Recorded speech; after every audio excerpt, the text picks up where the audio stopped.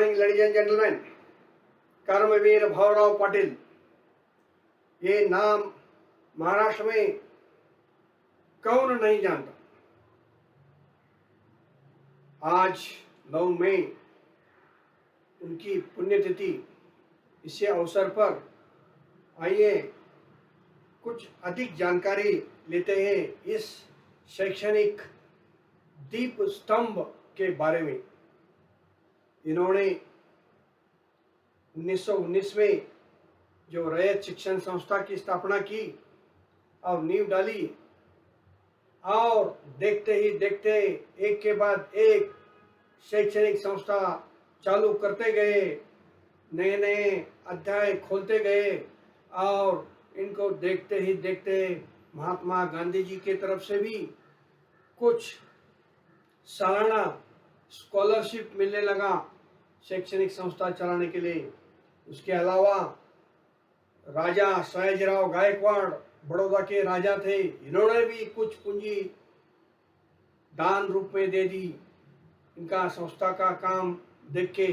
और देखते ही देखते इनका काम, जो छोटा सा प्लांट लगाया था इस कारले नाम के कराड़ के स्थित गांव में, और उसका देखते ही देखते वटवृक्ष में रूपांतर हो गया। और इन्होंने इनका बोध चिन्ह भी रखा कि वटवृक्ष। इनके आज करीब करीब 1000 शाखाएं हैं।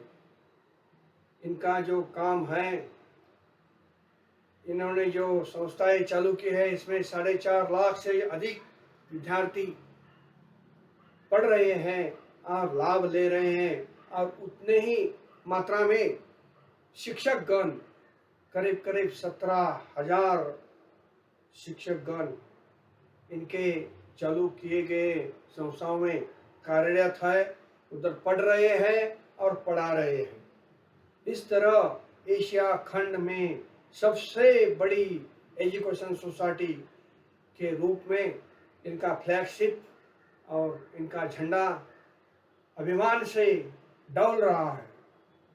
आज अन्ना नहीं है।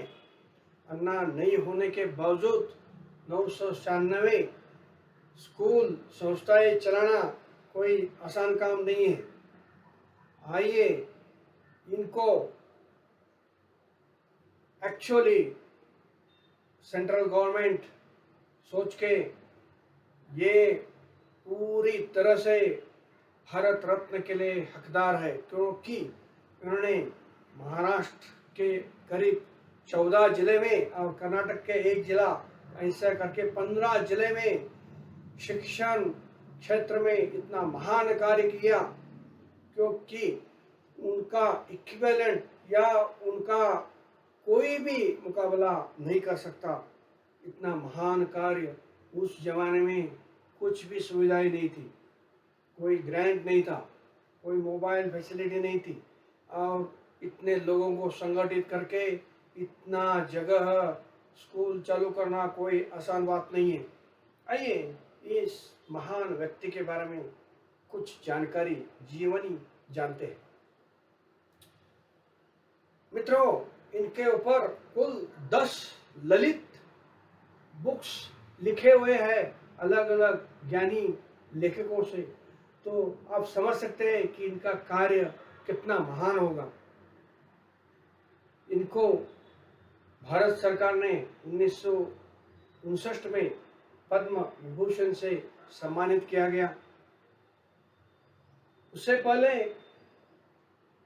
संत, राष्ट्र संत गाडगे बाबा महाराज समाज को प्रबोधन पर कीर्तन कर रहे थे, उसमें इनका उल्लेख कर्मवीर ऐसा करके किया, और उसी टाइम से इनको कर्मवीर उपाधि सर्वमान्य बहाल हो गई।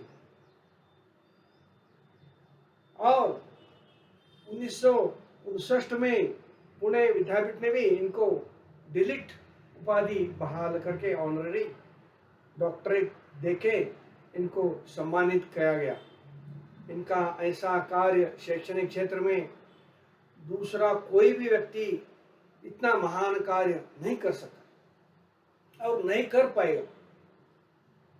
एक बार बचपन में जब हॉस्टल में जब रहते थे दिगंबर जैन बोर्डिंग कोल्हापुर दसरा चौक में, तो इन्होंने दोपहर के टाइम कुछ सेविंग मतलब दाढ़ी कर रहे थे और उसी समय उधर के रेक्टर डॉक्टर उपाध्याय सर सामने से गुजर रहे थे। तो उन्होंने उनको डांट लिया, क्यों भाई कि दोपहर में आप दाढ़ी कर रहे नहाने के बाद।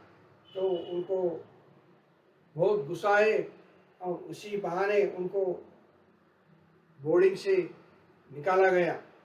उसी टाइम उनके सिर पे उनका ट्रंक दे दिया और बोले कि आप ये खाली करो। उसी समय डॉक्टर भौरव पाटिल इन्होंने भीष्म प्रतिज्ञा ली कि मैं आज से दाढ़ी तो नहीं करूँगा और जितने दाढ़ी के बाल है उतने ही शैक्षणिक संस्थाएं खोलूँगा।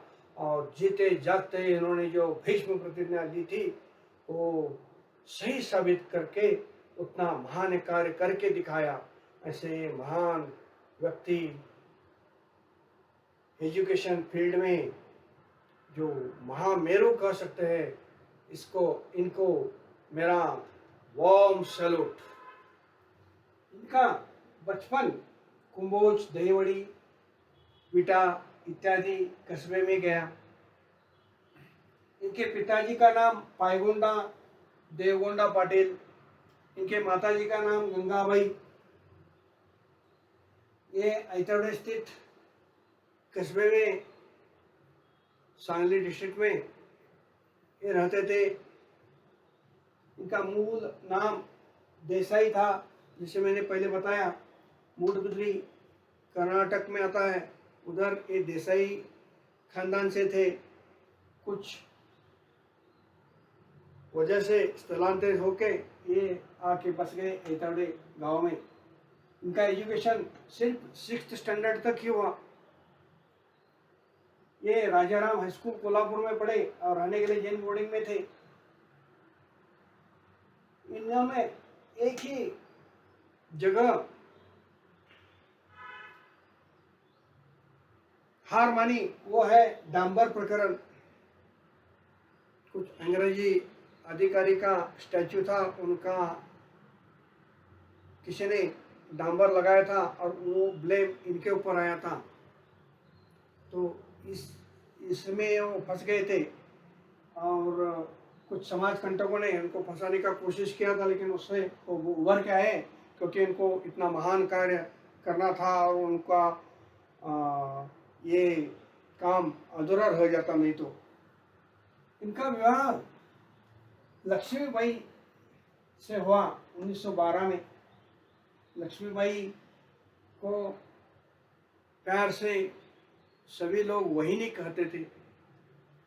कर्मवीर भौराव को अन्ना कहते थे, popularly known as Anna, and उनकी पत्नी लक्ष्मीबाई को पॉपुलरली नोन एज वहिनी।